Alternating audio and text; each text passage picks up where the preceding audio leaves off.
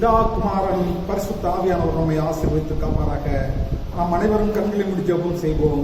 திரியேக பராபரனாகிய கர்த்தாவே, இதோடைய மேய்ச்சலும் மாடுகளும் பிள்ளைகளும் ஆகிய நாங்கள் உடைய சன்னதிக்கு முன்பாக பணிந்து ஆராதனை செய்து உடைய திருவசனத்தை கேட்டு படித்து கிருபையும் ஆசீர்வாதத்தையும் அடைபடி இங்கே கூடி வந்திருக்கிறோம். கர்த்தாவே, நாங்கள் ஆத்ம பசாத்தோடு உடைய திருவசனத்தை கேட்டு அதை நன்றும் சற்புடமான இருதயத்தில் காத்து பொறுமையோடு கனி கொடுக்கும்படியாக எங்களுக்கு அனுக்கிரகம் செய்து எங்களை ஆசீர்வதிக்க வேண்டும் என்று எங்கள் ஒன்றான இரட்சகராகிய இயேசு கிறிஸ்துவின் மூலமாய் உம்மை வேண்டிக் கொள்கிறோம் சுவாமி. ஆமென். ஆராதனையின் ஆரம்பமாக கீர்த்தனையில் 258 திருப்பாதம் நம்பி வந்தேன், கிருபை நிறை இயேசுவே உமது அன்பை கண்டடைந்தேன் தேவ சமூகத்திலே. திருப்பாதம் நம்பி வந்தேன், கிருபை நிறை இயேசுவே உமது அன்பை கண்டடைந்தேன் தேவ சமூகத்திலே. உமது அன்பை கண்டடைந்தேன் தேவ சமூகத்திலே. இலை பாடுதல் தரும் தேவா, கலை தோரை தேற்றிடுமே. இலை பாடுதல் தரும் தேவா, கலை தோரை தேற்றிடுமே. சிலுவை நிழல் எந்த தஞ்சம், சுகமாய் அங்கு தங்கிடுவே. சிலுவை நிழல் எந்த தஞ்சம், சுகமாய் அங்கு தங்கிடுவே. திருப்பாதம் நம்பி வந்தேன், கிருபை நிறை இயேசுவே உமது அன்பை கண்டடைந்தேன் தேவ சமூகத்திலே. என்னை நோக்கி கூப்பிடு என்றி இன்னல் துன்ப நேரத்திலும், என்னை நோக்கி கூப்பிடு என்றி இன்னல் துன்ப நேரத்திலும், கருத்தாய் விசாரித்து என்றும் கனிவோடு என்னை நோக்கிடுமே. கருத்தாய் விசாரித்து என்றும் கனிவோடு என்னை நோக்கிடுமே. திருப்பாதம் நம்பி வந்தேன், கிருபை நிறை இயேசுவே உமது அன்பை கண்டடைந்தேன் தேவ சமூகத்திலே. நம்முடைய பிதாவாகிய கடவுளிடமிருந்தும் கர்த்தராகிய இயேசு கிறிஸ்துவிடமிருந்தும் உங்கள் அனைவருக்கும் கிருபையும் சமாதானமும் பெருகிறது. மாதத்தின் முதல் நாளாகிய இன்றைய நாளிலே ஆகஸ்ட் மாதம் 1ஆம் தேதி 8வது மாதத்திற்கென்று நம்முடைய திருச்சபையால் நமக்கு கொடுக்கப்பட்டிருக்கிற, நம்முடைய பேராயர் அவர்களால் வழங்கப்பட்டிருக்கிற அருட்செய்தி பகுதி, அது பரிசுத்த யோவான் என்பவர் எழுதின நற்செய்தி நூல் 15ஆம் அதிகாரம் 26ஆம் வசனத்தின் பிற்பகுதி. பிதாவிடத்திலிருந்து புறப்படுகிறவருமாகிய சத்திய ஆவியாகிய தேற்றரவாளன் வரும்போது அவர் என்னை குறித்து சாட்சி கொடுப்பார் என்பது. கிறிஸ்துவுக்குள் அன்பானவர்களே, இந்த கொரோனா நோயினுடைய தாக்கத்தில் 4 மாதங்களை கடந்து இந்த ஆகஸ்ட் மாதம் 5வது மாதத்திற்குள்ளாக கொரோனா காலத்தில் நாம் நுழைகிறோம். இந்த வருஷத்தினுடைய 8வது மாதத்திற்குள்ளாக நாம் பிரவேசிக்கிறோம். இந்த நாளில நமது 13வது பேராயர் அவர்கள் கொடுத்திருக்கிற அருட்செய்தி பகுதியில அவருடைய தலைப்பு நமது ஆறுதல். இன்றைய நாளுடைய தலைப்பு நமது ஆறுதல். நமது தேவன் சகல ஆறுதலின் தேவனாயிருக்கிறார். எல்லா பக்கமும் துயரமும் துன்பமும் கஷ்டங்களும் பாடுகளும் வேதனையும் அழுகையும் கூக்குரலும் சூழ்ந்திருந்தாலும் கர்த்தருடைய சமூகம் எப்போது நம்மை ஆற்றுகிறதாய் தேற்றுகிறதாய் ஆற்றி தேற்றி ஆறுதல் அளிக்கிறதாய் இருக்கின்றது. 2 கொரிந்தியர் புஸ்தகத்தில் 7ஆம் அதிகாரத்தின் 6ஆம் வசனத்தை கூட நாம் வாசிப்போம் என்று சொன்னார். சிறுமைப்பட்டவர்களுக்கு ஆறுதல் செய்கிற தேவன் என்று சொல்லி அப்போஸ்தலனாகிய பவுல் எழுதுகிறார். சிறுமைப்பட்டவர்களுக்கு ஆறுதல் செய்கிற தேவன். இயேசு கிறிஸ்து நமக்கு ஆறுதல் செய்கிறவராயிருக்கிறார். தேவ ஆவியானவர், பரிசுத்த ஆவியானவர் நம்மை தேற்றுகிறவராகவும் இருக்கிறார். அதைத்தான் இந்த வேத பகுதி சொல்லுகிறது. பிதாவிடத்திலிருந்து புறப்படுகிறதுமாகிய சத்திய ஆவியான தேற்றவாளன் வருகிற பொழுது என்னை குறித்து சாட்சி கொடுப்பார் என்று சொல்கிறார். இந்த உலக வாழ்க்கையில எல்லாருக்கும் ஏதாவது ஒரு வகையில கஷ்டங்கள் உண்டு, பாடுகள் உண்டு, நஷ்டங்கள் உண்டு, வேதனைகள் உண்டு, துன்பங்கள் உண்டு, கவலைகள் உண்டு, சோர்வுகள் உண்டு, கண்ணீரும் உண்டு, வேதனையும் உண்டு. அப்படிப்பட்ட சூழ்நிலையிலே இன்றைய நாளில் மனிதன் வாழ்ந்து கொண்டிருக்கிறார். ஆனால் ஆண்டவர் யார்?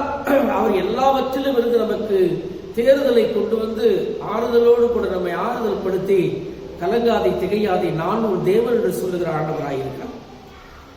ஒரு 3 காரியத்தை நாம் சிந்தித்து கடந்து செல்லலாம்.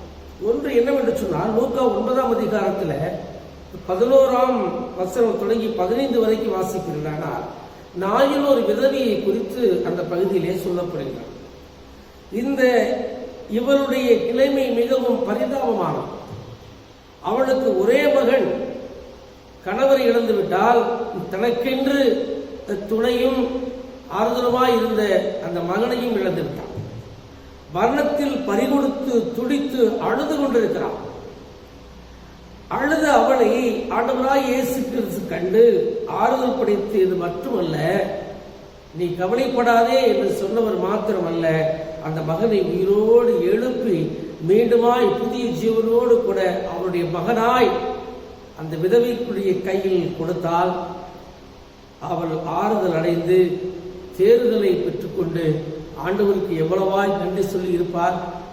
அவள் என்ன சொல்லி இருப்பாள்? என்னுடைய ஆறுதலின் ஆண்டவர் என்று சாட்சி பகர்ந்திருப்பார். என்னுடைய ஆறுதலின் ஆண்டவர் என்று சாட்சி பகர்ந்திருப்பார். அப்படித்தான் இன்றைக்கு தேற்றவாளனாய் பரிசுத்த ஆவியானவர் ஆண்டவராய் இயேசு கிறிஸ்துவை குறித்து இந்த உலகம் எங்கும் சாட்சி கொடுத்துக் கொண்டிருக்கிற தேவனாய் இருக்கிறார். எனவே இந்த விதவிக்கு ஆறுதலை கொடுத்து ஆண்டவர் இழந்த ஒரே மகனை மீட்டுக் கொடுத்தார். 2வது காரியம், மார்க் 5ஆம் அதிகாரத்தில் 25 முதல் 29 வரைக்கும் நாம் வாசிப்போம் என்று சொன்னால், இந்த பகுதியில ஒரு சகோதரி தன்னுடைய பெரும் பாடினால் கஷ்டப்பட்டு அவளுடைய சொத்துக்களை எல்லாம் வைத்தியர்களுக்கு செலவழித்து எந்த சுகமும் காணாதபடி அந்த ஸ்திரீனுடைய வாழ்வில ஒரு வேதனை, ஆறுதல் கூற ஆள் இல்லை, அவளுக்கு தேர்தல் சொல்வதற்கு ஆள் இல்லை. இது போய் பார்ப்பதற்கு மற்ற மருத்துவர்களை, மிகவும் சிறப்பான வைத்தியர்களை பார்ப்பதற்கு அவரிடத்தில் காசு. ஆனால் அவன் ஒன்றை மாத்திரம் தெரிந்து வைத்திருந்தால், ஆண்டவராகிய இயேசு கிறிஸ்துவிடத்திலே போய் அவருடைய வஸ்திரத்தை தொட்டால் இந்த உதிரம் நின்று போகும் என்று சொல்லி மாத்திரம் ஆறுதலுக்கான வழியை, இது தேர்தலுக்கான வழியை அவள் அறிந்திருந்தபடியினால் ஜனக்கூட்டத்திற்குள்ளாக சென்று கொண்டிருந்த ஆண்டவராய் இயேசு கிறிஸ்துவை அவள் போய் அங்கியின் ஓரத்தை தொட்டால் அந்த நிமிஷமே, அந்த கணமே, அந்த வேளையிலேயே அவருடைய உதிரம் நின்று போனது. அல்லது 12 வருட பாடுகள், 12 years, அவருடைய உதிரம் 12 ஆண்டுகளால் அவளை அவதிப்படுத்திக் கொண்டிருந்தது, அவளை வாட்டிக் கொண்டிருந்தது, அவளை துன்பப்படுத்திக் கொண்டிருந்தது, அவளை கஷ்டப்படுத்திக் கொண்டிருந்தது. அவளுடைய உதிரமே அவனுக்கு நாற்றமெடுத்து நான் ஏன் வாழ்கிறேன் என்று சொல்லுகிற அளவிற்கு அவருடைய உள்ளத்தில் கவலைகள் சூழ்ந்த சூழ்நிலையில ஆண்டவருடைய அங்கியை தொட்டால் ஆண்டவருடைய அங்கியில் இருந்து வல்லமை இறங்கி வந்தது. அந்த கணமே, அந்த க்ஷணமே அவருடைய உதிரம் நின்று போனது. அவளை ஆண்டவர் தேற்றினார், தேற்றி சுகம் கொடுத்தார். அவள் ஆறுதலை பெற்றுக்கொண்டாள். அது மாத்திரமல்ல, அவள் தான் பெற்ற ஆறுதலை மற்றவர்களுக்கு சாட்சி பகிர்ந்தவளாய் கூட காணப்பட்டாள்.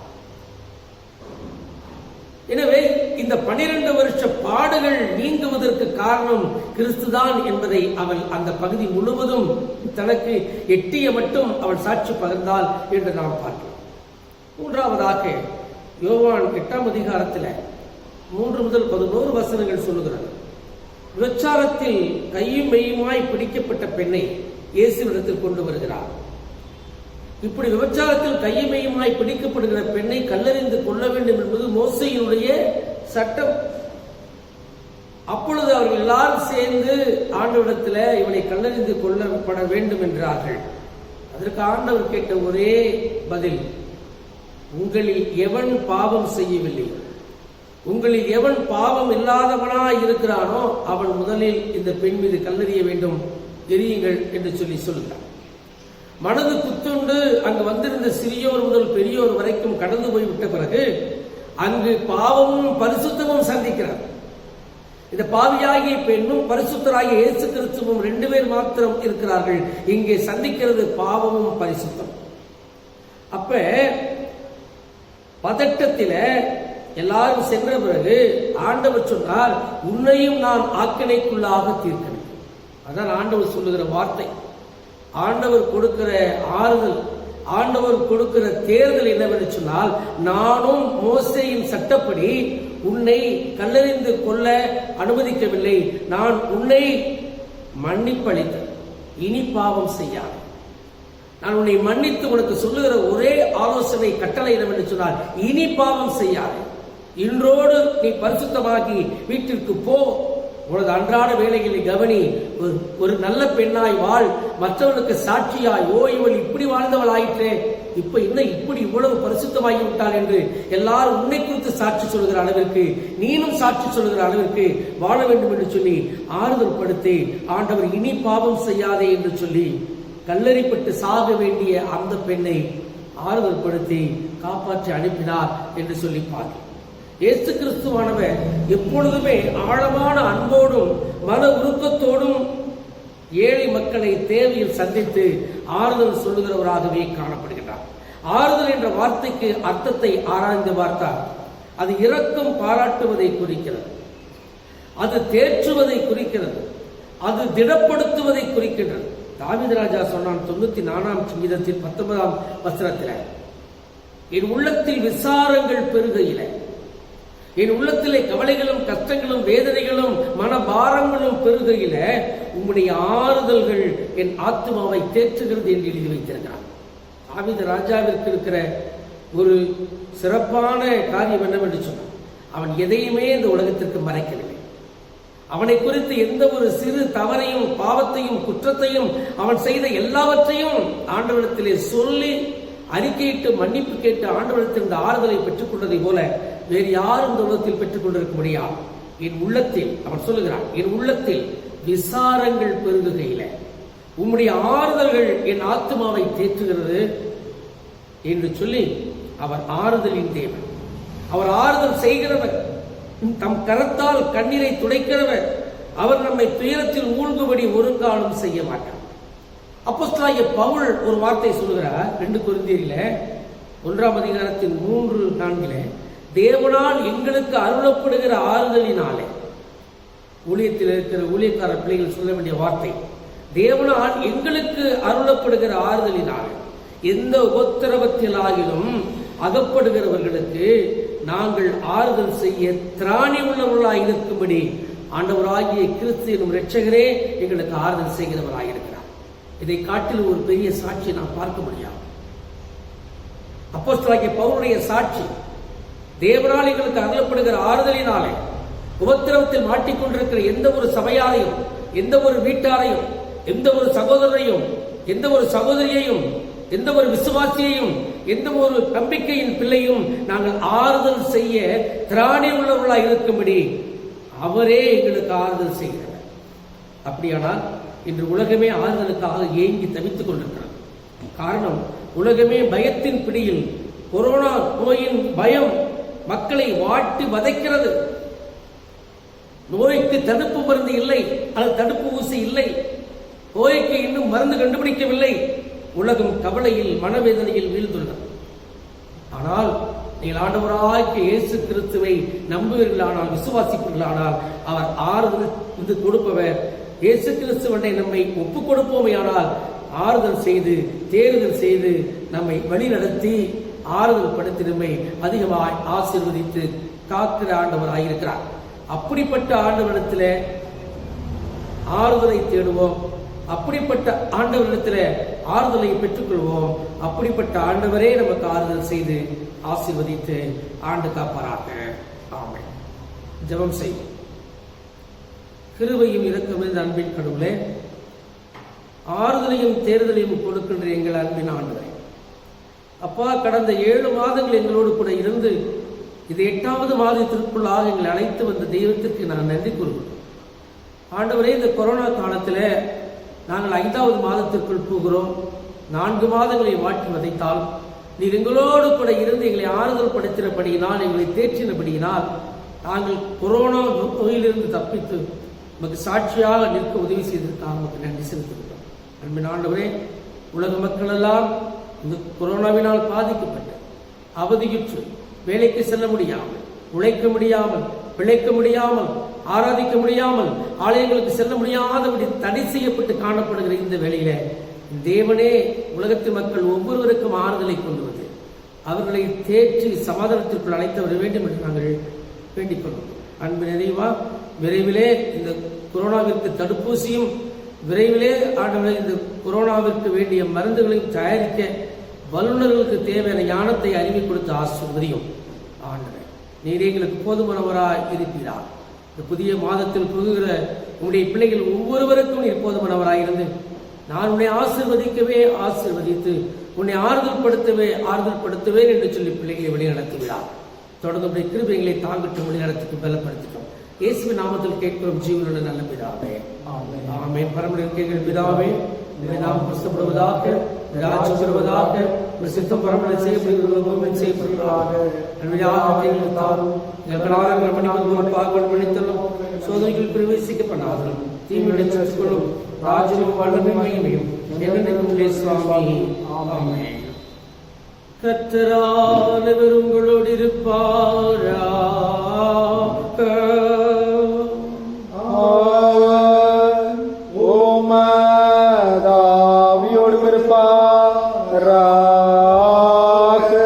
கர்த்தரானவர் உன்னை ஆசீர்வதித்து உன்னை காப்பாராக. கர்த்தரானவர் தமது திருமுகத்தை உன்மேல் பிரகாசிக்க செய்து உன்னிடம் கிருபை உள்ளவராயிருப்பாராக. கர்த்தரானவர் தமது திருமுகத்தை உனக்கு பிரசன்னமாக்கி உனக்கு சமாதானம் தந்தருள்வாராக.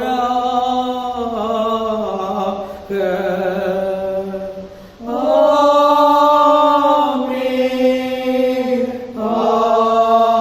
ஆமென்.